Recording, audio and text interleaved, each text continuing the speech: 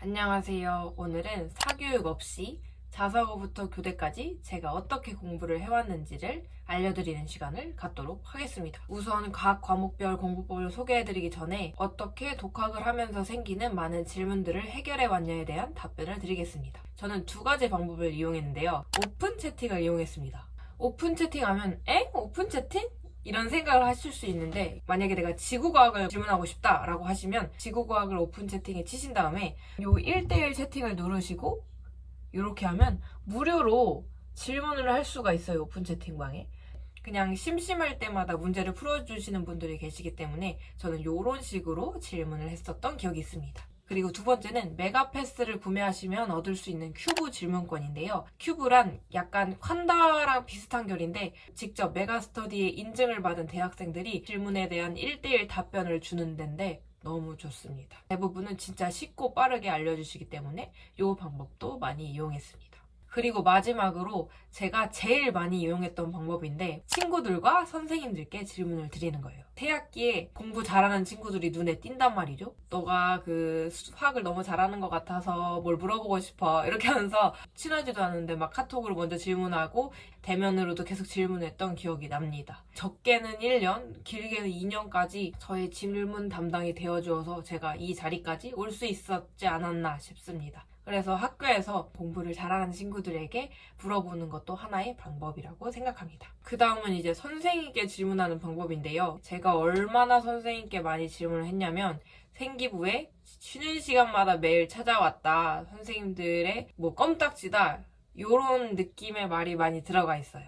왜냐면 쉬는 시간마다, 점심시간마다, 방과 후 시간마다 선생님들을 매일 진리도로 찾아갔기 때문에 제가 질문한 선생님뿐만이 아니라 다른 옆에 선생님들도 저를 아셨거든요. 그런데 담당 선생님께서 질문을 안 받아주시는 경우도 있어요. 저 같은 경우는 물리 선생님이 제가 물리를 많이 질문한 것도 아닌데 하루에 한 번만 질문하러 오라고 하시거나, 아니면 고등학교 1학년, 2학년 수학 선생님이 모두 여자분이셨는데 쉬는 시간에 가면 쉬어야 된다고 안 알려주시고, 점심시간에 가면 쉬어야 된다고 안 알려주시고, 방과 후 시간에 가면 집에 가야 된다고 안 알려주시고, 진짜 수업만 하시고 질문을 거의 안 받으시는 분들이 많았단 말이죠. 심지어 코로나였음에도 불구하고 온라인 클래스룸으로 댓글을 달면 답변을 안 해주시고 대면으로도 안 해주시니까 어려움이 많았는데, 여기서 포기할 제가 아니죠. 제 담당 선생님이 아니더라도 잘 가르쳐주시고 질문을 잘 받아주신다, 이런 소문이 들면 교무실로 찾아가서 안녕하세요. 저는 몇 반 누구인데요. 선생님이 수업을 너무 잘 알려주신다는 소문을 듣고 찾아왔습니다. 이런 식으로 말하면 거절할 선생님이 하나도 없으시거든요. 그래서 이런 식으로 제 담당 선생님이 아닌데도 가서 질문을 했고, 그 선생님께서 너무 잘 받아주셔서 지금까지 공부를 할 수 있지 않았나 싶습니다. 그래서 모르는 문제들은 고등학교 선생님께 최대한 여쭤보고, 만약에 담당 선생님께서 잘 알려주시지 않으시면 다른 선생님들께 찾아가서 여쭤보고는 했습니다. 이제 각 과목별 공부법을 소개해드리도록 하겠습니다. 우선 이제 수학부터 알려드릴 텐데, 제가 중학교 3학년 때까지 수시, 정시 차이점을 몰랐다고 말씀드렸잖아요. 이제 고등학교 1학년이 됐는데 그때가 코로나였는데, 제 기억으로 아마 5월이나 6월쯤에 처음 학교에 갔었던 기억이 나는데, 그때 이제 가자마자 시험을 봤었단 말이죠. 근데 저는 이제 어떻게 생각을 했냐면, 중학교 때는 교과서 중심으로 공부를 했고 문제집을 풀어봤자 RPM이나 개념 원리 등 간단한 개념서 등으로 공부를 했었기 때문에 고등학교도 똑같을 거라고 생각을 했습니다. 그런데 이제 시험을 보러 이제 학교에 갔는데 애들이 자기스토리나 마더톡 이런 걸 풀고 있는 거예요. 아니, 시험이 당장 오늘인데 교과서를 봐도 모자란데 왜 기출문제를 풀지? 라고 생각을 했었고, 그 결과 수학 시험지를 받자마자 교과서 유형이 하나도 없었음을 깨달았습니다. 수학을 푸실 때 진짜 처음부터 혼자 푸시거나 EBS만 보면 기출문제에 적용이 안 되는 문제들이 몇 개 있더라고요. 물론 제가 공부를 못해서 그런 것도 있지만 다른 접근법이 필요로 한 문제들이 모의고사에 많이 출제되기 때문에 수학은 사설 인강을 들으시는 걸 추천드립니다. 솔직히 말해서 EBS에 비해 사설 인강은 너무 비싸잖아요. 그래서 이럴 경우에는 물론 합법은 아니지만 너무 비싸다고 하시면 친구에게 부탁해서 빌려볼 수도 있는 거고, 그리고 구독자분들 중에 서울시에 사시는 분들이라면 서울론 멘토링을 신청하시길 추천드립니다. 서울론 멘토링은 제가 하고 있는 멘토링인데 중고등학생들에게 무료로 인강을 제공해주는 멘토링이에요. 그래서 요거 신청하시면 과외도 공짜로 받을 수 있고요.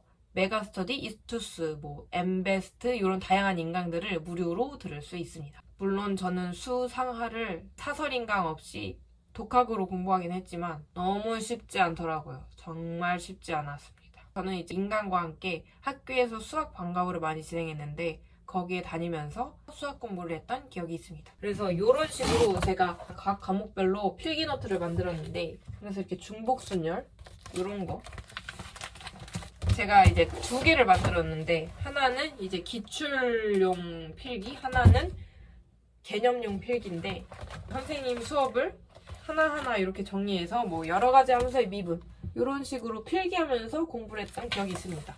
물론 필기에 이렇게 많은 시간을 들이면 안 좋다고 생각하시는 분도 있지만 저는 이해력이 좀 낮아가지고 직접 필기를 하면서 외우는 스타일이어서 이렇게 했고, 만약에 필기를 그렇게 좋아하시지 않는 분들은 이렇게까지는 안 하셔도 됩니다.